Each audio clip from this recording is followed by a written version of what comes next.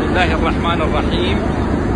الخميس 17/7/2019 وصول أول باخرة الفهد من الصومال لصالح مشروع المملكة العربية السعودية للهدي والأضاحي. ومن هذا الموقع جوار الباخرة وهي تنزل أغنامها بعد إجراء الكشف البيطري والصحي من قبل وزارة الزراعة.